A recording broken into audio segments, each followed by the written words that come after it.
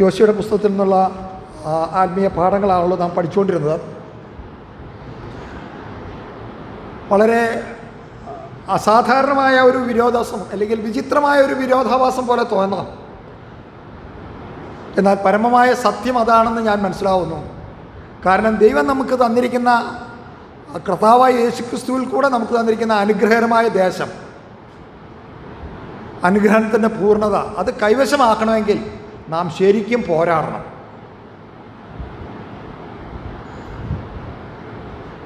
ആദ്യം നമുക്ക് തന്നിരിക്കുന്ന ദേശം കീഴടക്കാൻ പഠിക്കണം. നമ്മുടെ ശത്രുക്കളെ അത് കീഴടക്കാതിരിക്കാനായിട്ട് ശത്രു മാക്സിമം വളരെ അവൻ്റെ സർവ്വശക്തി ഉപയോഗിച്ച് നമ്മളെ അനുഗ്രഹദേശത്തിലേക്ക് കൊണ്ടുവരാതിരിക്കാനാണ് അവൻ ശ്രമിക്കുന്നത്. എന്നാൽ കർത്താവായ യേശുക്രിസ്തു നമുക്ക് വേണ്ടി ആ പോരാട്ടം നടത്തി വിജയിച്ചവനാണ്. അവനാണ് നമ്മുടെ നായകൻ, നമ്മുടെ ജോഷുവ. അവനാണ് നമുക്ക് മുമ്പായി നടക്കുന്നതും അവനാണ് നമ്മുടെ യുദ്ധങ്ങളൊക്കെ നടത്തി നമുക്ക് നേട്ടം തന്നിരിക്കുന്നതും. അവൻ പറഞ്ഞിരിക്കുക, ഈ ദേശം നിങ്ങൾക്ക് തന്നിരിക്കുകയാണ്, നിങ്ങൾ പോയി അത് കീഴടക്കി കൈവശമാക്കണം. അത് കൈവശമാക്കി കഴിഞ്ഞാൽ മാത്രമേ നമുക്ക് ആ അവകാശം നമുക്ക് അപ്രോപ്രിയേറ്റ് ചെയ്യാനായിട്ട് കഴിയുള്ളൂ, നമുക്ക് നമ്മുടേതാക്കി തീർക്കാനായിട്ട് കഴിയുള്ളൂ. അതാണ് നമ്മൾ ഈ നാളുകളിൽ പഠിച്ചുകൊണ്ടിരിക്കുന്നത്. ആ ദേശത്തേക്കുള്ള പ്രവേശനം നാം കണ്ടു. അത് കഴിഞ്ഞ് അവിടെയുള്ള ദേശങ്ങൾ കീഴടക്കിക്കൊണ്ടിരിക്കുകയാണ്. പ്രധാനമായിട്ട് യോശുവ 3 ക്യാമ്പയിനിൽ കൂടിയാണ്, സൈനിക നീക്കങ്ങളിൽ കൂടിയാണ് ഈ കനാൻ ദേശം കൈവശപ്പെടുത്തുന്നതെന്ന് നമുക്ക് കാണാനായിട്ട് കഴിയും, കീഴടക്കുന്നത്. ആദ്യത്തേത് ഇറ്റ്സ് എ സെൻട്രൽ ക്യാമ്പയിൻ. അത് നേരെ നടുക്ക് കനാൻ ദേശത്തെ 2ആയി വിഭാഗിക്കുന്ന രീതിയിൽ നേരെ പോയി ആ രാജ്യങ്ങളുടെ കീഴടക്കുന്നുണ്ട്. ആദ്യത്തെ ക്യാമ്പയിൻ അതാണ്. എരിഹോ, ഹായ്, പിന്നെ അടുത്തത് അവിടുത്തെ തെക്കോട്ടേക്ക് തിരികെയാണ് ഗെബിയോൻ, പിന്നെയുള്ള പ്രദേശങ്ങളിലേക്ക്. ഇപ്പോൾ നമ്മൾ കഴിഞ്ഞ പ്രാവശ്യം നാം കണ്ടത് ഗെബിയോന്യരെ അവർ വളരെ സൂത്രത്തിൽ കൂടെ അല്ലെങ്കിൽ ചതിയിൽ കൂടെ വഞ്ചനാപരമായിട്ട് യോശുവയെ കവർന്നെടുത്തു എന്ന് പറയാം വേണമെങ്കിൽ. അവരുമായിട്ടൊരു സഖ്യത ചെയ്തു. അതുകൊണ്ട് അവിടെയുള്ള രാജാക്കന്മാർക്കൊക്കെ വലിയ ഭയമായി. കാരണം ഗെബിയോൻ അവിടുത്തെ വലിയൊരു പട്ടണമായിരുന്നു. ആ പട്ടണത്തെ കീഴടക്കാനായിട്ട് അത്ര പെട്ടെന്ന് എളുപ്പമല്ലായിരുന്നു. എന്നാൽ അവർ വാസ്തവത്തിൽ അവരെല്ലാവരും കൂടി ചേർന്ന്, ആ 5 രാജ്യങ്ങളും ആ ഗെബിയോനടക്കം ആ എല്ലാ രാജ്യങ്ങളും കൂടി ചേർന്ന് യുദ്ധം ചെയ്യാനായിരുന്നു ആദ്യം പ്ലാൻ ചെയ്തിരുന്നത്. എന്നാൽ ഗെബിയോന് മനസ്സിലായി ഇവരെ യുദ്ധം ചെയ്ത് തോൽപ്പിക്കാൻ അത്ര കഴിയില്ല. കാരണം അവരുടെ ചരിത്രം, അവർ കഴിഞ്ഞ കാലങ്ങളിൽ നേടിയ വിജയങ്ങളൊക്കെ അവർക്ക് നന്നായിട്ട് അറിയാമായിരുന്നു. അതുകൊണ്ട് അവർ യോശുവയുടെ അടുത്ത് വന്ന സൂത്രത്തിൽ കൂടെ അവർ വളരെ വിദൂരസ്ഥരാണ്. അതുകൊണ്ട് ഈ കനാനിൽ പെട്ട രാജ്യമല്ല, വിദേശ രാജ്യമാണെങ്കിൽ സഖ്യത ചെയ്യാനുള്ള അവകാശമുണ്ട്. ഞാനത് കഴിഞ്ഞ പ്രാവശ്യം പറഞ്ഞല്ലോ. ആ നിലയിലാണ് അവർ യോശുവയെ സൂത്രത്തിൽ കൂടെ ആ സഖ്യതയിലേക്ക് കൊണ്ടുവരുന്നത്. എന്നാൽ അത് കഴിഞ്ഞപ്പോൾ യോശുവയ്ക്കും കൂടെയുള്ളവർക്കും ഒക്കെ മനസ്സിലായി ഇവർ വളരെ അടുത്തുള്ള രാജ്യത്തിലുള്ളവരായിരുന്നു. എന്നാൽ അവർ ദൈവത്തോട് ചോദിക്കാതെ, പ്രാർത്ഥന കഴിക്കാതെ അവർ തീരുമാനം എടുത്തുകൊണ്ട്, അവരുടെ സ്വന്തം തീരുമാനത്തിൽ കൂടെ എടുത്തുകൊണ്ട് വലിയ പരാജയം അവരെ സംബന്ധിച്ചു. 10-ാം അധ്യായത്തിൻ്റെ 2-ാം വാക്യത്തിൽ നാം വായിക്കുന്നുണ്ട്, ഗിബെയോൻ രാജനഗരങ്ങളിൽ ഒന്നുപോലെ വലിയൊരു പട്ടണവും ഹായിയേക്കാൾ വലിയതും അവിടുത്തെ പുരുഷന്മാർ എല്ലാവരും പരാക്രമശാലികളുമായിരുന്നതുകൊണ്ട് അവർ ഏറ്റവും ഭയപ്പെട്ടു.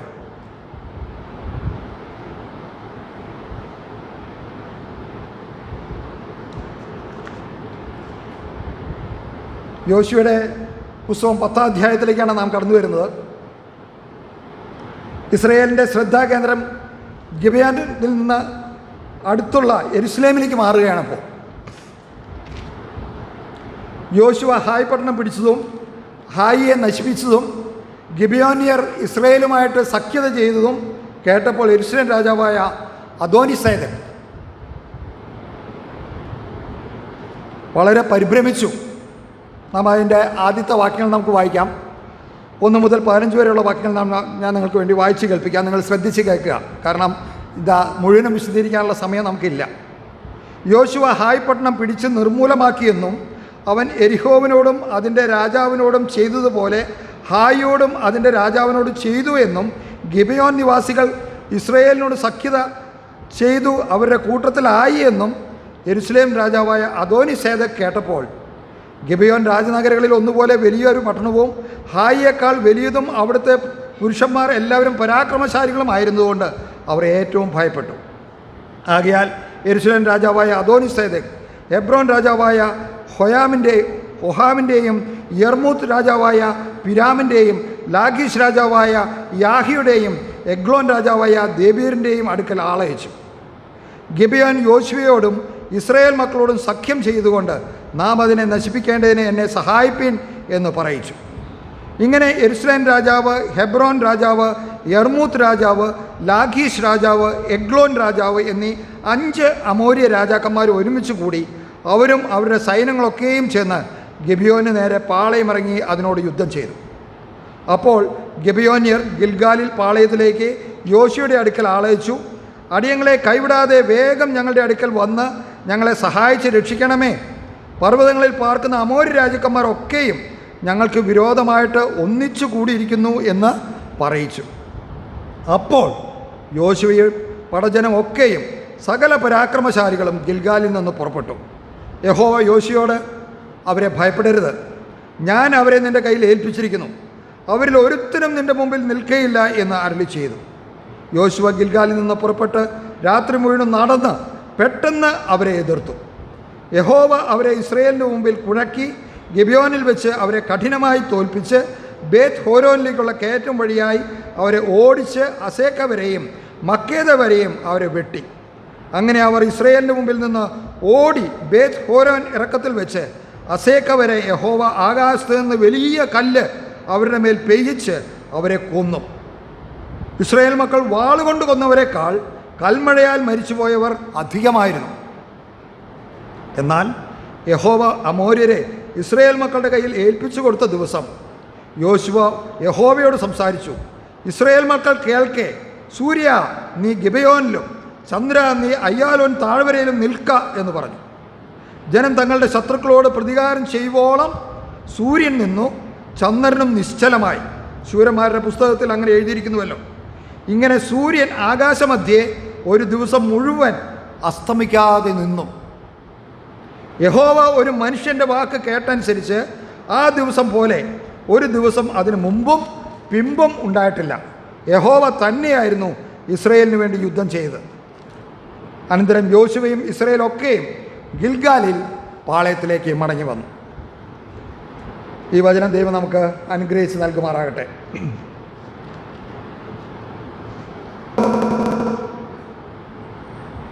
യെരുശലേമിലെ രാജാവ് അദോനിസേദെക്ക് ഇത് കേട്ടപ്പോൾ വളരെയധികം പേടിച്ചു.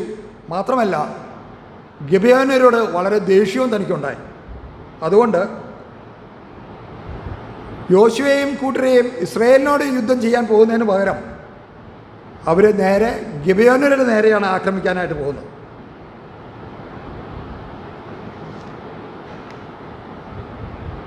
യെരുശലേം നമുക്കറിയാം, ഇവിടെയാണ് ആദ്യമായി യെരുശലേം എന്നുള്ള പേര് തന്നെ നമ്മൾ വായിക്കുന്നത്, എബ്രായ ബൈബിളിൽ പ്രത്യേകിച്ച്.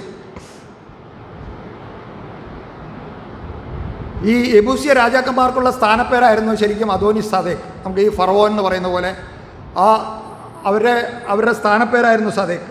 ആ പേരിൻ്റെ നീതിയുടെ രാജാവ് എന്ന അർത്ഥം നമുക്കറിയാം. ഉൽപ്പത്തി പുസ്തകം നാം അത് വായിക്കുന്നുണ്ട്. മൽക്കിസദേക്ക്, നീതിയുടെ രാജാവ് എന്ന പേരിന് സാദൃശ്യമുണ്ട്. ആ പട്ടണത്തിൻ്റെ ശരിക്കുള്ള പേര് അല്ലെങ്കിൽ അതിൻ്റെ ഒരു നൗൺ ഫോം ആയിരുന്നു ശരിക്കും യെരുശലേം എന്നുള്ളത്. യെരുശലേം ഏതെങ്കിലും സമുദ്രനിരപ്പിൽ നിന്ന് വളരെ ഉയരത്തിൽ നിൽക്കുന്ന ഒരു പട്ടണമാണ്. ലോകത്തിലെ തന്നെ ഉന്നത സ്ഥാനങ്ങളിൽ നിൽക്കുന്ന പട്ടണങ്ങളിൽ ഒന്നാണ് യെരുശലേം. അതുകൊണ്ട് അതിൻ്റേതായ പ്രമുഖ സ്ഥാനമുണ്ട്. നമുക്കിന്നറിയാം, യെരുശലേം എന്ന ലോകത്തിൻ്റെ ശ്രദ്ധ ആകർഷിക്കുന്ന ഒരു നഗരം തന്നെയാണ്. 3 മതങ്ങൾ തന്നെയാണ് ആ പട്ടണത്തിന് വേണ്ടി അവകാശവാദം പ്രകടിപ്പിക്കുന്നത്: യഹൂദന്മാർ, മുസ്ലിംസ്, ക്രിസ്ത്യൻസ്. വാഗ്ദത്ത നാടിൻ്റെ വാസ്തവത്തിൽ കേന്ദ്ര സ്ഥാനമാണ് യെരുശലേം. യെരുശലേമിന് ശരിക്കും സമാധാനത്തിൻ്റെ പട്ടണമെന്നാണ് പൊതുവേ അർത്ഥം പറയുന്നത്. ഇവിടെയാണ് നമ്മൾ യെരുശലേം എന്നുള്ള പേര്, യെരുശലേം എന്നുള്ള നിലയിലുള്ള ആ അർത്ഥത്തിൽ തന്നെ ആ പേര് നമ്മൾ വായിക്കുന്നത്. അബ്രഹാമിൻ്റെ കാലത്ത് ഉൽപ്പത്തി പുസ്തകത്തിൽ നാം വായിക്കുന്നുണ്ട് ശാലേം, അങ്ങനെയാണ് അത് വിളിക്കപ്പെട്ടിരുന്നത്. ഉൽപ്പത്തി പുസ്തകം 14-ാം അധ്യായത്തിൻ്റെ 18-ാം വാക്യത്തിൽ നമുക്കത് കാണാം. കനാന്യർ ഈ പട്ടണത്തെ യബൂസ് എന്ന് വിളിച്ചിരുന്നു. ചരിത്രപരമായിട്ട് നാം അതാണ് വായിക്കുന്നത്. ന്യായാധിപന്മാരുടെ പുസ്തകത്തിൽ നമുക്കത് കാണാനായിട്ട് കഴിയും. 19-ാം അധ്യായം 10ഉം 11ഉം വാക്യങ്ങളിൽ നാം അത് വായിക്കുന്നു. നാം തുടർന്ന് ഇനി ദേശം വിഭാഗിക്കുമ്പോൾ ഈ പട്ടണം ബെന്യാമിൻ ഗോത്രത്തിന് ലഭിക്കുന്നതായിട്ട് നമുക്ക് കാണാം. 18-ാം അധ്യായത്തിൽ നാം അത് വായിക്കുന്നുണ്ട്. 18-28. യോശുവയുടെ മരണത്തിന് ശേഷം യഹൂദ മക്കൾ യെരുശലേമിൻ്റെ കീഴടക്കി പട്ടണത്തെ ചുട്ടു. അത് ന്യായാധിപന്മാരുടെ പുസ്തകം 1-ാം അധ്യായത്തിൽ നാം വായിക്കുന്നുണ്ട്. 1-ാം അധ്യായത്തിൻ്റെ 8 വാക്യങ്ങൾ. ഒടുവിൽ ദാവീദ് യെബൂസ്യരുടെ കയ്യിൽ നിന്ന് യെരുശലേം പിടിച്ച് തൻ്റെ രാജ്യത്തിൻ്റെ തലസ്ഥാനമാക്കിയതായിട്ട് നമുക്ക് കാണാം. എന്നിട്ട് അത് ദാവീദിൻ്റെ നഗരമെന്ന് വിളിക്കപ്പെടുവാനിടയായി. 2 ശമൂവേൽ 5-ാം അധ്യായത്തിൻ്റെ 6-ാം വാക്യം. ഹെബ്രോൻ രാജാവായ ഹോഹാമിൻ്റെയും യർമൂത്ത് രാജാവായ പിരാമിൻ്റെയും ലാഖീഷ് രാജാവായ യാഹിയുടെയും എഗ്ലോൻ രാജാവായ ദബീറിൻ്റെയും അടുക്കൽ ഈ യെരുശലേം രാജാവ് തൻ്റെ ദൂതന്മാരെ അയച്ച് ഗിബെയോനോട് പ്രതികാരം ചെയ്യുന്നതിനും ഇസ്രയേലിൻ്റെ തുറന്നുള്ള ആക്രമണങ്ങൾക്ക് വാസ്തവത്തിൽ ഒരു തടയിടാൻ കടിഞ്ഞാണിടുകയാണ് അവർ ശ്രമിച്ചത്. കാരണം അവർക്കെതിരായിട്ടൊരു കൂട്ടായ ആക്രമണം നടത്തണമെന്ന് അദോനിസേദെക്ക് അവരെ അറിയിച്ചു.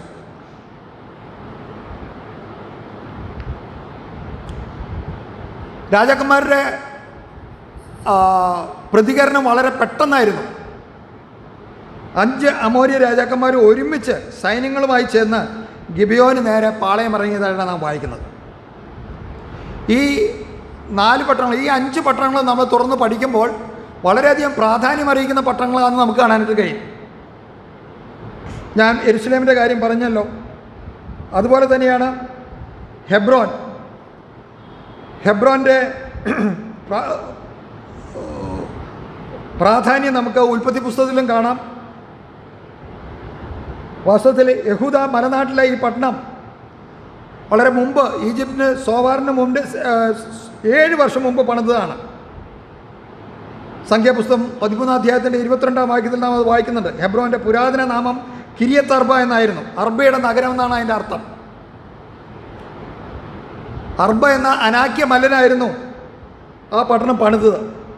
ഉൽപ്പത്തി പുസ്തകം 23-ാം അധ്യായത്തിൻ്റെ 2-ാം വാക്യത്തിൽ. യോശുവയുടെ പുസ്തകം നാം 14-ാം അധ്യായത്തിലേക്ക് കടന്നു വരുമ്പോൾ നാം അത് കൂടുതലായിട്ട് പഠിക്കും. ഹെബ്രോനെക്കുറിച്ച്, കാലേബിനെ കുറിച്ച് നാം പഠിക്കുമ്പോൾ. കാരണം കാലേബിന് അവകാശമായി കൊടുക്കുകയാണല്ലോ ഹെബ്രോനും ചുറ്റുമുള്ള മലകൾ. അതുകൊണ്ട് മോശയുടെ കാലത്ത് ഹെബ്രോനിൽ പാർത്തിരുന്നത് ഈ അനാക്യ മല്ലന്മാരായിരുന്നു. ഉൽപ്പത്തി പുസ്തകം 13-18, 25-27, 37-13-14 ഈ വാക്യങ്ങളൊക്കെ നമ്മൾ ചേർത്ത് പഠിക്കുമ്പോൾ നമുക്ക് ഹെബ്രോൻ്റെ പ്രാധാന്യം മനസ്സിലാക്കാനായിട്ട് കാണും.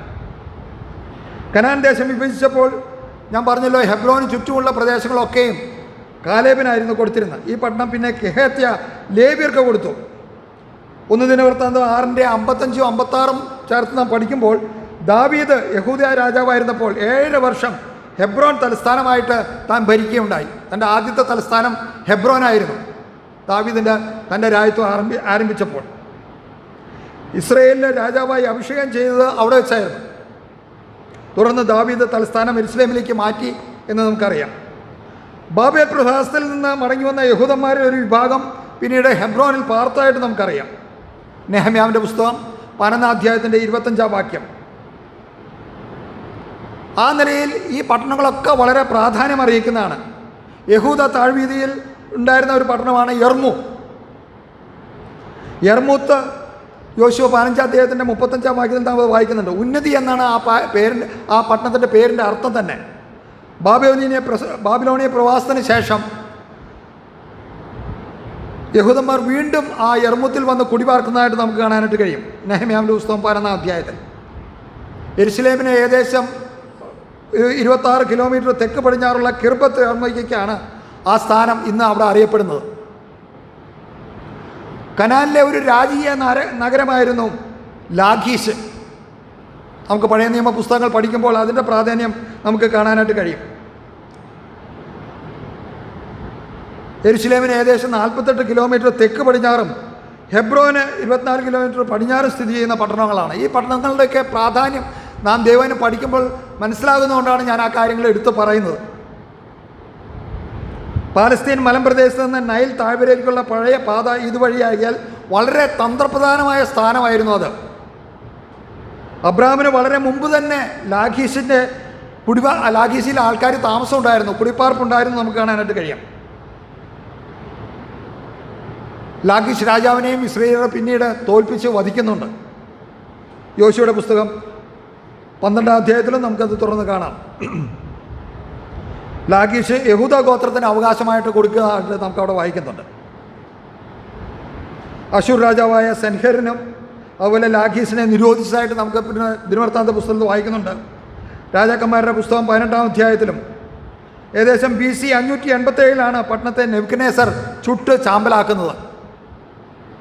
ബാബിലോണിയ പ്രവാസത്തിന് ശേഷം യഹൂദന്മാർ ലാഖീശിൽ വീണ്ടും പാർപ്പ് ഉറപ്പിച്ചതായിട്ട് നാം വായിക്കുന്നു. നെഹമ്യാ 11-ാം അധ്യായത്തിൽ യഹൂദ താഴ്വീതിയിലെ ഒരു പട്ടണമാണ് എഗ്ലോൻ, അടുത്ത രാജാവ്. യോശുവ 15:39 അത് എൽഹേസി എന്നുള്ള പേരിലാണ് അത് അറിയപ്പെടുന്നത്. ലാഖീഷിൻ്റെ അടുത്താണ് ആ സ്ഥാനം. ഈ രാജാക്കന്മാരെല്ലാവരും ഒത്തുചേർന്നായിരുന്നു ഗിബിയോനെ പെട്ടെന്ന് ആക്രമിച്ചത്. ഇവരെല്ലാം അമോര്യരായിരുന്നു, ഈ രാജ്യങ്ങളിലുണ്ടായിരുന്നവരെല്ലാവരും. ഈ 5 രാഷ്ട്ര സഖ്യത്തിൻ്റെ തലവൻ യെരുശലേം രാജാവായ അദോനിസേദെക്കാരൻ. ഗിബിയോനിൽ ഗിൽഗാലിൽ യോശുവയുടെ അടുക്കൽ പെട്ടെന്ന് ആളെ അയച്ചു. നമ്മൾ വായിച്ച പോലെ അടിയങ്ങളെ കൈവിടാതെ വേഗം ഞങ്ങളുടെ അടുക്കൽ വന്ന് സഹായിക്കണമേ എന്ന് അപേക്ഷിച്ചു. യോശുവ പെട്ടെന്ന് തൻ്റെ പ്രതികരണം അറിയിക്കുകയുണ്ടായി. അന്ന് തന്നെ അവരത് പുറപ്പെട്ട് അവിടേക്ക് വരികയാണ്. വാസ്തവത്തിൽ ഞാൻ ചിന്തിച്ചു, യോശുവയ്ക്ക് അത്ര പെട്ടെന്ന് വന്ന് അവരെ സഹായിക്കേണ്ട ആവശ്യമൊന്നുമില്ല. കാരണം ഇവരെ എന്നെ ചതിച്ച് ശരിയാണ് സഖ്യത ഉണ്ടാക്കിയെന്നുള്ളത് ശരിയാണ്. എന്നാൽ അവർ തമ്മിൽ തീർക്കേണ്ട കാര്യങ്ങളല്ലേ, അല്ലെങ്കിൽ അവർ തമ്മിൽ അഴിച്ച് നശിച്ചോട്ടെ എന്ന് വേണമെങ്കിൽ മാനുഷികമായിട്ട് ചിന്തിക്കാമായിരുന്നു. എന്നാൽ യോശുവ എന്ന ക്യാരക്ടറെക്കുറിച്ച് നാം പഠിക്കുമ്പോഴാണ് താൻ ദൈവത്തോട് ചേർന്ന് ചെലുത്ത സഖ്യത, ഉടമ്പടി, അത് എന്തുമാത്രം വിശ്വസ്തയോടെ താൻ ചെയ്തു എന്ന് നമുക്ക് കാണാനായിട്ട് കഴിയുന്നത്. അതുമാത്രമല്ല, ഇത് വലിയൊരു യുദ്ധതന്ത്രം കൂടിയാണ്. കാരണം ഇതുവരെ അവർ ആക്രമിച്ചതൊക്കെ ഈ മതിലുകളുള്ള പട്ടണങ്ങളായിരുന്നു. ഓരോ പട്ടണങ്ങളായിട്ടായിരുന്നു അവർ ആക്രമിച്ചിരുന്നത്. അങ്ങനെ ഓരോ പട്ടണങ്ങളും ആക്രമിച്ച് കീഴടക്കണമെങ്കിൽ കനാൻ കീഴടക്കി കഴിയുമ്പോൾ വർഷങ്ങൾ കഴിയും, വളരെ സമയമെടുക്കും.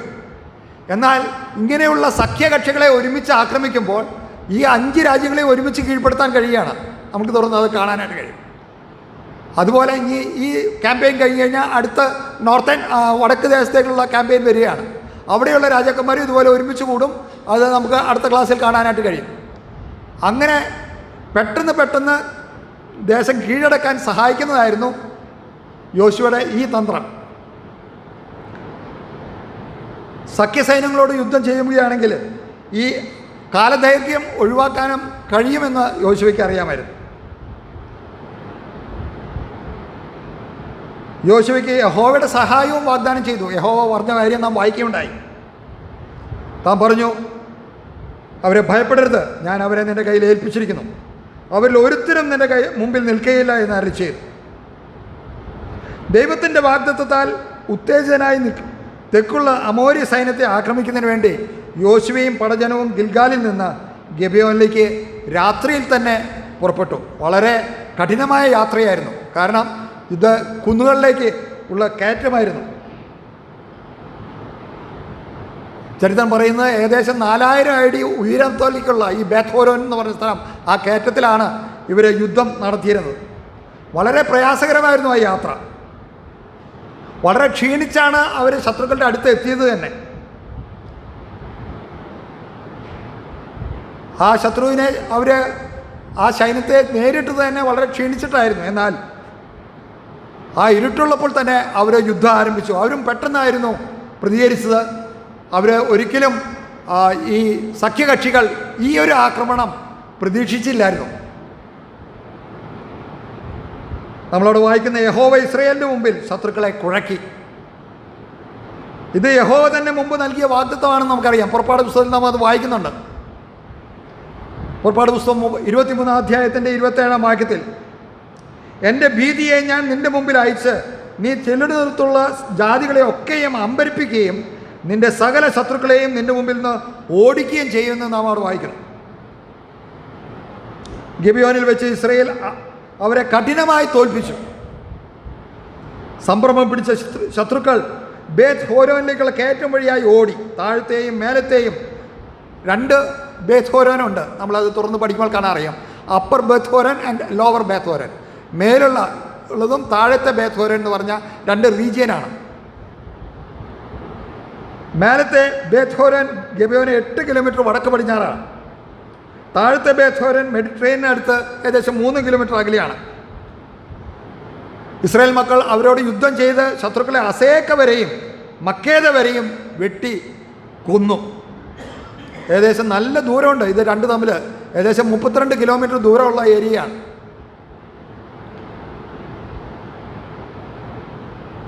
ഇസ്രായേലിൻ്റെ മുമ്പിൽ നിന്ന് ഓടിയ അമോര്യർക്ക് ഒരിക്കലും രക്ഷപ്പെടാൻ കഴിഞ്ഞില്ല. ബേത്ത് ഹോരോൻ ഇറക്കത്തിൽ വെച്ച് അസേക്ക വരെ യഹോവ ആകാശത്തിൽ നിന്ന് വലിയ കല്ല് അവരുടെ മേൽ വർഷിച്ചു. നാം അത് വായിച്ചു. അവരെ കൊന്നു. ഈ കൽമഴ മിസ്രൈമിലുണ്ടായ 7ാമത്തെ ബാധയുമായി ഒരു സാദൃശ്യം നമുക്ക് കാണാനായിട്ട് കഴിയും. സാധാരണ നിലയിലുള്ള കൽമഴയല്ലായിരുന്നു ഇവിടെ യഹോവ ചെയ്ത്. നാം അവിടെ വായിക്കുന്നത് യഹോവ ആകാശത്തിൽ നിന്ന് വലിയ കല്ല് അവരുടെ മേൽ വർഷിച്ചു എന്നാണ് നാം വായിക്കുന്നത്. ഈ വേറൊരു അതിശയം, ഈ കൽമഴ അമോര്യരെ മാത്രമേ കൊന്നുള്ളൂ. ഇസ്രായേലിൻ്റെ മേത്ത് അത് ഏറ്റില്ല. അവർക്ക് ഇസ്രായേലർക്ക് ഒരു ദോഷവും ചെയ്തില്ല. ശരിക്കും അതൊരു അത്ഭുതം തന്നെയാണ്. ഞാൻ ഈ ഭാഗം പഠിച്ചപ്പോൾ ഇയ്യോബിൻ്റെ പുസ്തകത്തിലെ ഒരു വാക്യം എൻ്റെ ശ്രദ്ധയെ പെട്ടെന്ന് ആകർഷിച്ചു. ഇയ്യോബ് 38-ാം അധ്യായത്തിൽ ഇയ്യോബിനോട് ദൈവം ചോദിക്കുന്ന ചില ചോദ്യങ്ങളുണ്ട്, നമുക്കറിയാം. എന്നാൽ അവിടെ നമ്മൾ പ്രകൃതിയുടെ ചില നിയമങ്ങൾ അല്ലെങ്കിൽ ദൈവത്തിൻ്റെ കാര്യപരിപാടികൾ എത്ര വലുതാണെന്ന് നമുക്കവിടെ കാണാനായിട്ട് കഴിയും. ഇത് ഭാഗം പഠിച്ചപ്പോൾ ഈ വാക്യം എൻ്റെ ശ്രദ്ധയെ വളരെയധികം 38-ാം അധ്യായത്തിൻ്റെ 22-ഉം 23-ാം വാക്യത്തിൽ യഹോവ ഇയ്യോബിനോട് ചോദിക്കുകയാണ്, നീ ഹിമത്തിൻ്റെ ഭണ്ഡാരത്തോളം ചെന്നിട്ടുണ്ടോ? കൽമഴയുടെ ഭണ്ഡാരം നീ കണ്ടിട്ടുണ്ടോ? ഞാൻ അവയെ കഷ്ടകാലത്തേക്കും പോരും പടയുമുള്ള നാളിലേക്കും സംഗ്രഹിച്ചു വച്ചിരിക്കുന്നു. നോക്കുക, ദൈവം പറയുകയാണ്, ഈ കൽമഴയുടെ ഭണ്ഡാരം എന്തിനു വേണ്ടിയാണ് സൂക്ഷിച്ചു വെച്ചിരിക്കുന്നത്? ദൈവം കഷ്ടകാലത്തേക്കും പോരും പടയുമുള്ള നാളിലേക്കും സംഗ്രഹിച്ചു വെച്ചിരിക്കുന്നുവെന്ന്. ദൈവത്തിൻ്റെ സ്റ്റോറേജ് അല്ലെങ്കിൽ ദൈവം ഭണ്ഡാരഗ്രഹമായി സൂക്ഷിച്ചു വെച്ചിരിക്കുന്ന എന്തൊക്കെയാണെന്ന് നമ്മുടെ ഈ ചെറിയ ബുദ്ധിയിൽ ഉൾക്കൊള്ളാൻ കഴിയില്ല. എന്നാൽ ദൈവം തൻ്റെ ജനത്തിനു വേണ്ടി പ്രവർത്തിക്കുന്ന രീതികൾ എത്ര അത്ഭുതകരമാണ്. ഈ ദൈവം തന്നെയാണ് നമ്മുടെ ദൈവം കേട്ടോ. ആ ദൈവമാണ് പറഞ്ഞിരിക്കുന്ന ഈ ദേശം മുഴുവനും കർത്താവായ യേശുക്രിസ്തു കാൽവരി ക്രൂശിൽ നേടിയ വിജയത്തിൽ കൂടെ നമുക്ക് തന്നിരിക്കുന്ന എല്ലാ അനുഗ്രഹങ്ങളും അത് അവകാശമാക്കുവാൻ ദൈവം എല്ലാ സഹായവും നമുക്ക് ചെയ്യും. നമ്മൾ ദൈവത്തോട് നിലവിളിച്ചാൽ മാത്രം മതി. പലപ്പോഴും രക്ഷിക്കപ്പെട്ടു, സ്നാനപ്പെട്ടു, സഭാ കൂട്ടായ്മയിലായി നമ്മൾ അതിൽ അവസാനിച്ച് അല്ലെങ്കിൽ അതിൽ സംതൃപ്തിപ്പെട്ടു പോവുകയാണോ?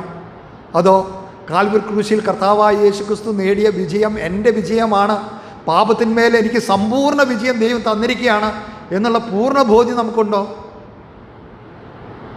എനിക്കറിഞ്ഞൂടാ നിങ്ങൾക്ക് എത്രമാത്രം ആ പോരാട്ടം ഉണ്ടെന്ന്. ഞാൻ വളരെയധികം പോരാട്ടം അനുഭവിക്കുന്ന ആളാണ്. പല പാപങ്ങളെയും എനിക്കിപ്പോഴും കീഴടക്കാൻ കഴിയുന്നില്ല. ദൈവത്തോട് നിലവിളിക്കുകയാണ്. ദൈവസന്നിധിയിൽ നമ്മളെ തന്നെ താഴ്ത്തുകയാണെങ്കിൽ ദൈവം പൂർണ്ണ ശക്തി, പൂർണ്ണ കൃപ നമുക്ക് തരുമെന്നുള്ളതിന് സംശയമില്ല. പ്രിയമുള്ളവരെ, നമ്മൾ ഈ കഴിഞ്ഞ നാളുകളിൽ വിശുദ്ധീകരണത്തെക്കുറിച്ച് പഠിക്കുമ്പോൾ ഈ ഭാഗത്തിൽ കൂടെ യോശുവയുടെ പുസ്തകം പഠിക്കും തോറും ഈ ശത്രുക്കൾ ഏതൊക്കെയാണെന്ന് നമുക്ക് കാണിച്ചു തരുമ്പോൾ നമ്മുടെ ജീവിതത്തിൽ ഈ ശത്രുക്കളെ കീഴ്പ്പെടുത്താൻ, വിശുദ്ധീകരണത്തിൽ നമുക്ക് വളരുവാൻ, ആ സാങ്ക്ടിഫിക്കേഷൻ പ്രോസസ്സ് നമ്മുടെ ജീവിതത്തിൽ തുടരുവാൻ ദൈവം നമുക്ക് വളരെ കൃപ നൽകുമാറാകട്ടെ. ഇസ്രായേൽ മക്കൾ വാൾ കൊണ്ട് കൊന്നവരെക്കാൾ അധികമായിരുന്നു കൽമഴയാൽ മരിച്ചുപോയവർ. യോദ്ധാക്കൾ യുദ്ധം ചെയ്തുവെങ്കിലും വാസ്തവത്തിൽ ദൈവമാണ് അവർക്ക് വേണ്ടി യുദ്ധം ചെയ്ത് വിജയം നൽകിയത്. അമോര്യരുള്ള യുദ്ധം വളരെ കഠിനമായിരുന്നു. ശത്രുക്കളെ പിന്തുടരുന്ന ദീർഘവും ശ്രമകരവുമായിരുന്നു. 12 മണിക്കൂറുള്ള ഒരു ദിവസം മുഴുവനേ ഉള്ളൂ യോശുവയ്ക്ക്. കാരണം അന്ന് പകൽ സമയം മാത്രമേ ശരിയായ യുദ്ധം നടക്കുന്നുള്ളൂ. ഈ സമയം കൊണ്ട് അമോര്യരെ മുഴുവൻ ഉന്മൂലനം ചെയ്യുക എന്ന് പറയുന്നത് സാധ്യമല്ല.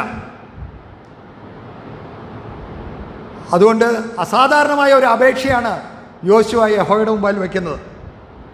സൂര്യ, നീ ഗിബയോനിലും ചന്ദ്ര, നീ അയ്യോലോൻ താഴ്വരയിൽ നിൽക്കാം. യോശുവ ഇത് പ്രാർത്ഥിക്കുന്ന സമയത്ത് ഞാൻ വിചാരിക്കുന്ന ഏകദേശം നട്ടുച്ചയായി തന്നെയായിട്ടുണ്ടാവും. ചന്ദ്രൻ പടിഞ്ഞാറ് ചക്രവാളത്തിൽ നിന്നു എന്നാണ് വായിക്കുന്നത്. വിശ്വാസത്തോടു കൂടിയ യോശുവയുടെ പ്രാർത്ഥന യഹോവ കേൾക്കുകയും അത്ഭുതം സംഭവിക്കുകയും ചെയ്തു. യോശുവയുടെ പുസ്തകത്തിലെ ഏറ്റവും വലിയതും ഒടുവിലത്തേതുമായ അത്ഭുതമാണ് നാം ഈ അധ്യായത്തിൽ കാണുന്നത്. ദൈവം ഒരു മനുഷ്യൻ്റെ പ്രാർത്ഥന കേട്ട്, അല്ലെങ്കിൽ ഒരു മനുഷ്യൻ്റെ വാക്ക് കേട്ട് അതുപോലെ പ്രവർത്തിച്ചത് വേറെ എവിടെയും ഇതുപോലെ നമുക്ക് കാണാനായിട്ട് കഴിയില്ല. ശത്രുക്കളോട് പ്രതികാരം ചെയ്യുവോളം സൂര്യൻ നിൽക്കുകയും ചന്ദ്രൻ നിശ്ചലമാവുകയും ചെയ്തു.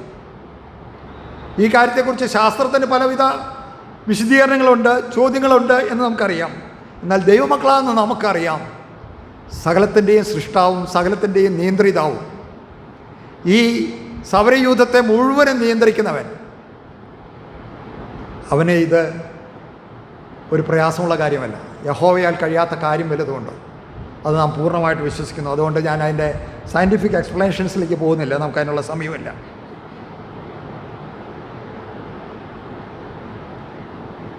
കനാന്യരുടെ രണ്ട് പ്രധാന ദേവതകളാണ് സൂര്യനും ചന്ദ്രനും. യോശുവയുടെ പ്രാർത്ഥനയിൽ അവയ്ക്ക് യോശുവയെ അനുസരിക്കേണ്ടി വന്നു. അത് അമര്യരെ സംബന്ധിച്ച് വലിയൊരു അടിയായിപ്പോയി, അല്ലെങ്കിൽ അവരൊട്ടും പ്രതീക്ഷയില്ല. ദേവന്മാർക്കുണ്ടായ ഈ അനുഭവം കണ്ട് കനാന്യരെ ശരിക്കും അത് അവരെ ഭയചകിതരാക്കി. കനാന്യരുടെ സഖ്യ സൈന്യത്തിന് മേൽ ഇസ്രായേലിന് ലഭിച്ച വിജയത്തിന് കാരണം യഹോവ തന്നെയായിരുന്നു. നാം അവിടെ വായിക്കുന്നുണ്ട്, യഹോവ തന്നെയായിരുന്നു ഇസ്രായേലിന് വേണ്ടി യുദ്ധം ചെയ്തതെന്ന്. യഹോവ ഒരു മനുഷ്യൻ്റെ വാക്ക് കേട്ടനുസരിച്ച് ആ ദിവസം പോലെ ഒരു ദിവസം അതിന് മുമ്പും പിമ്പും ഉണ്ടായിട്ടില്ല എന്ന് നാം അവിടെ വായിച്ചു. ഇസ്രായേലിനെ രക്ഷിക്കുവാൻ വേണ്ടി നമ്മൾ ഭാവിയിൽ അത് കാണുന്നുണ്ട്. സക്രിയ പ്രവചനത്തിലൊരു വാക്യമുണ്ട്, ഹെർമോദൻ യുദ്ധത്തിന് വരുമ്പോഴും ഇതുപോലൊരു ദീർഘ ദിവസം ഉണ്ടാകുമെന്ന് അവിടെ പ്രവാചകൻ പറയുന്നുണ്ട്. യഹോവ മാത്രം അറിയുന്ന ഒരു ദിവസം വരും. അത് പകലല്ല, രാത്രിയുമല്ല, സന്ധ്യാസമയത്തോ അത് വെളിച്ചമാകും. സക്രിയ പ്രവചനം 14-ന്റെ 2-ാം വാക്യത്തിൽ നാം അത് വായിക്കുന്നു. യഹോവ മാത്രം അറിയുന്ന നാളാണത്. സന്ധ്യാസമയത്തും വെളിച്ചമുള്ള ഒരു ദീർഘ ദിവസം അന്ന് വരാൻ പോകുന്നു. ഇത് ചരിത്ര പുസ്തകങ്ങളിൽ പോലും എഴുതി വെച്ചിട്ടുണ്ടെന്നാണ് നമ്മുടെ വായിക്കുന്നത്. ശൂരന്മാരുടെ പുസ്തകത്തിൽ എഴുതിയിരിക്കുന്നുവല്ലോ എന്നാണ്. 15-ാം വാക്യത്തിൽ നാം വായിക്കുന്ന, അനന്തരം യോശുവയും ഇസ്രായേലൊക്കെയും ഗിൽഗാലിൽ പാളയത്തിലേക്ക് മടങ്ങി വന്നു. അത് ഈ ഗിൽഗാൽ എന്നുള്ള പദം ഈ അധ്യായം നിങ്ങൾ ഒന്ന് വായിക്കുക, എത്ര പ്രാവശ്യം വരുന്നുണ്ട് എന്ന് ശ്രദ്ധിക്കുക. ഗിൽഗാലിൻ്റെ പ്രാധാന്യം നമുക്കറിയാം, ഞാനത് അവസാനം പറയാം. ആ ദീർഘദിവസം പ്രയോജനപ്പെടുത്തി യോശുവ ശത്രുക്കളെ കഠിനമായി പിന്തുടർന്നു. 5 രാജാക്കന്മാർ തങ്ങളുടെ ഉറപ്പുള്ള പട്ടണങ്ങൾ വിട്ട് ഇസ്രായേലിനോട് യുദ്ധം ചെയ്യാൻ വെളിമ്പ്രദേശത്ത് വന്നു. അതുകൊണ്ട് രാജാക്കന്മാർ മടങ്ങി അവരുടെ പട്ടണങ്ങളിലേക്ക് പ്രവേശിക്കാതിരിക്കാൻ യോശുവ തന്ത്രം ഉപയോഗിച്ചു.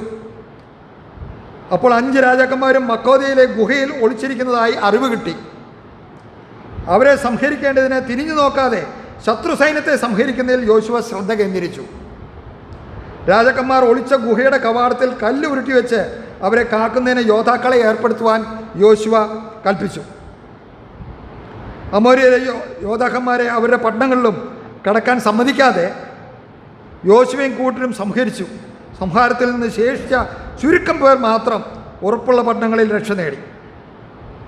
ഇസ്രായേലർ സമാധാനത്തോടെ മക്കേദയിലേക്ക് പാളയത്തിൽ യോശുവയുടെ അടുക്കൽ മടങ്ങി വന്നതായിട്ട് നാം അത് കാണുന്നു.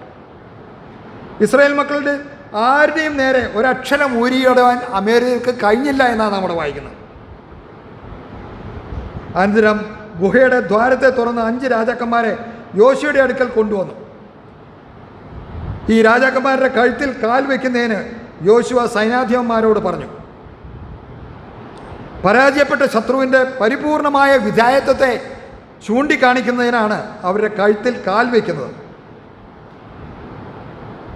യഹോവ യോശുവയ്ക്ക് നൽകിയ ഉറപ്പ് 1-ാം അധ്യായത്തിൻ്റെ 9-ാം വാക്യം നമുക്ക് ഓർമ്മയുണ്ടല്ലോ. താൻ കൊടുത്ത വാഗ്ദത്തമാണ്. അതുപോലെ 8-ാം അധ്യായത്തിൻ്റെ 1-ാം വാക്യം തൻ്റെ ശത്രുക്കളോടൊക്കെ ദൈവം അങ്ങനെ ചെയ്യും എന്ന് വളരെ വ്യക്തമായ ഉറപ്പ് തനിക്കുണ്ടായിരുന്നു. ആ ഉറപ്പ് യോശുവയ്ക്ക് നൽകിയ അതേ വാഗ്ദത്തം യോശുവ ഇപ്പോൾ ആ സൈന്യാധിപന്മാർക്ക് കൊടുക്കുകയാണ്. അവരോട് പറയാണ്, ഈ രാജാക്കന്മാരുടെ കഴുത്തിൽ കാൽ വെച്ചിട്ട് അപ്പോൾ പറയണം, ശങ്കിക്കരുത്, ഉറപ്പും ധൈര്യവുമുള്ളവരായിരിക്കും. കനാനിൽ ഇസ്രായേലിയർക്ക് ലഭിക്കാൻ പോകുന്ന വിജയത്തിൻ്റെ ഒരു വലിയ മാതൃകയായിരുന്നു അത്. സകല ശത്രുക്കളോടും യഹോവ ഇങ്ങനെ തന്നെ ചെയ്യും. ഇത് പറഞ്ഞ ശേഷം യോശുവ 5 പേരെയും വെട്ടിക്കൊന്ന് 5 മരത്തിന്മേൽ സന്ധ്യ വരെ തൂക്കി. സന്ധ്യയ്ക്ക് അവരെ മരത്തിന്മേൽ നിന്ന് ഇറക്കി അവർ ഒളിച്ചിരുന്ന ഗുഹയിലിട്ട് ഗുഹയുടെ കവാടത്തിൽ വലിയൊരു കല്ല് ഉരുട്ടി വെച്ചു എന്നാണ് നാം വായിക്കുന്നത്.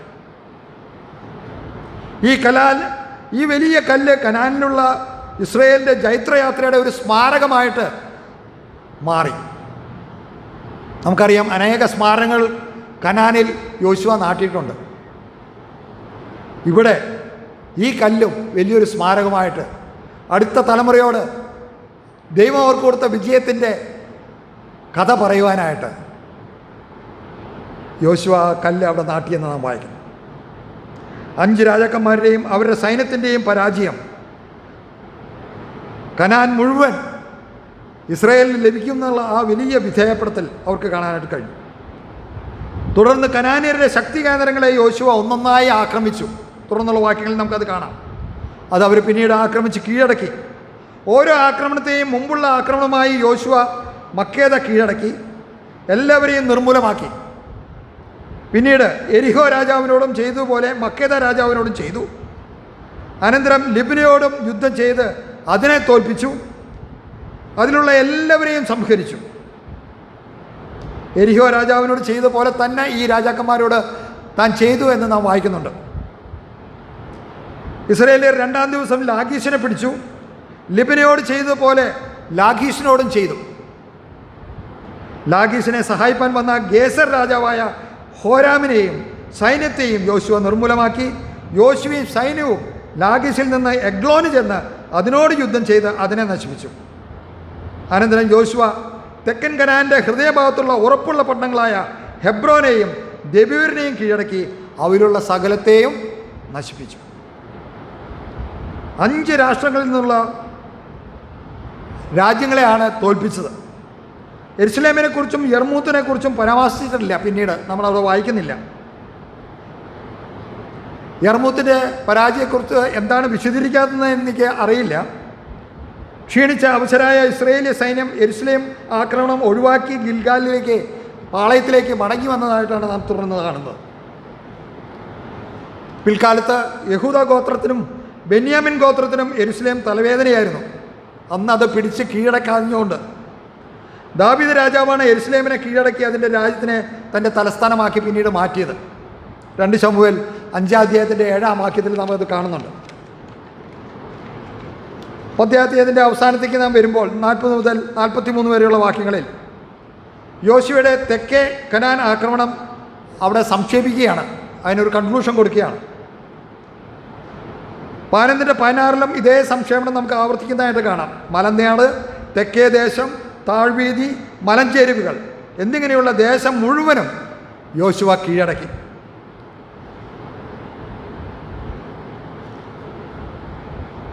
യഹോവ കൽപ്പിച്ചതുപോലെ യോശുവ കീഴടക്കിയ ദേശത്ത് ആരെയും ശേഷിപ്പിക്കാതെ സകല ജീവികളെയും പൂർണ്ണമായി നശിപ്പിച്ചതായിട്ട് നമുക്ക് കാണാനായിട്ട് കഴിയും.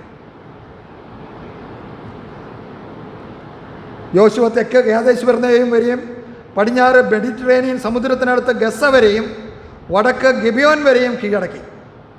ഇവിടെ പരാമർശിച്ചിട്ടുള്ള ഗോശൻ ദേശം നാം ആ വാക്യത്തിൽ വായിക്കുന്നുണ്ട്.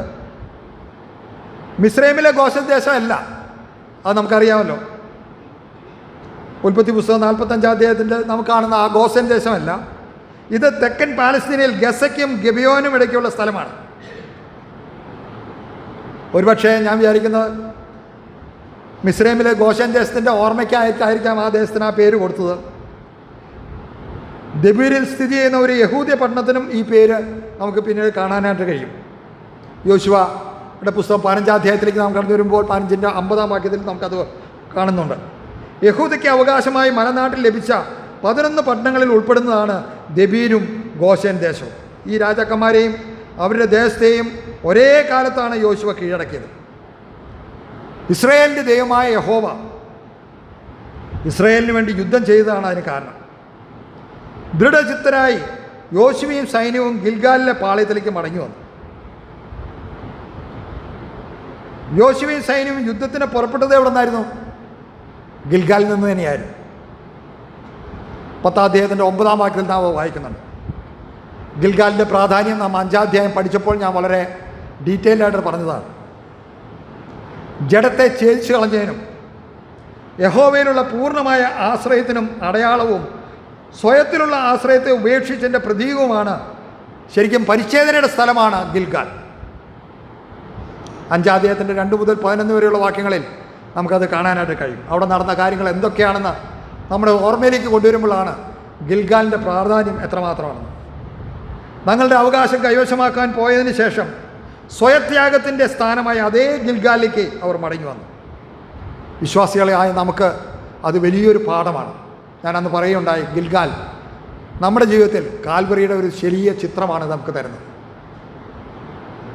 നാഗൽ സാഹിബിൻ്റെ ഒരു പാട്ടുണ്ടല്ലോ, എനിക്ക് പ്രശംസ ദൈവക്കുഞ്ഞാടും അവൻ്റെ ക്രൂശുമാണ്.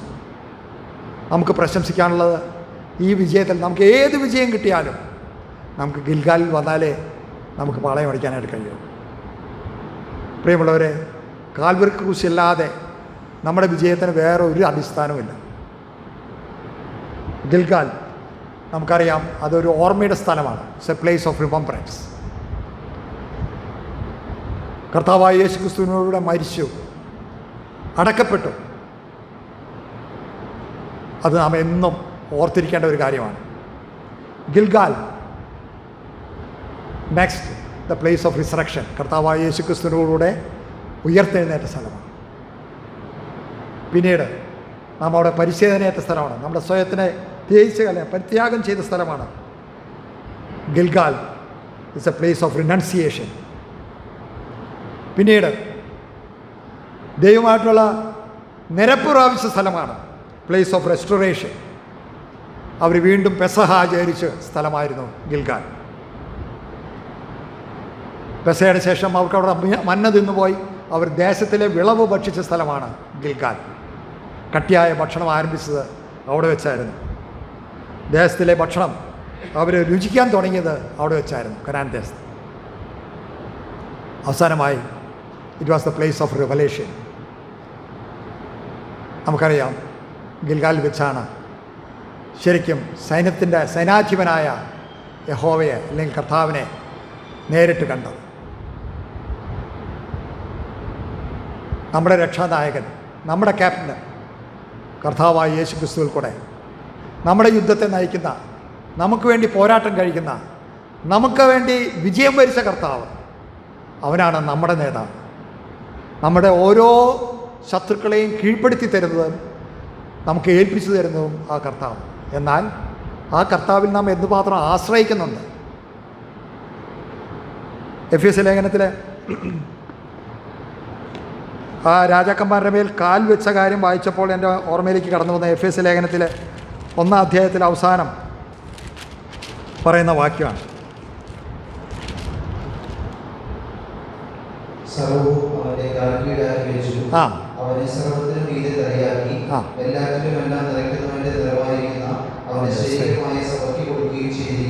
Praise the Lord.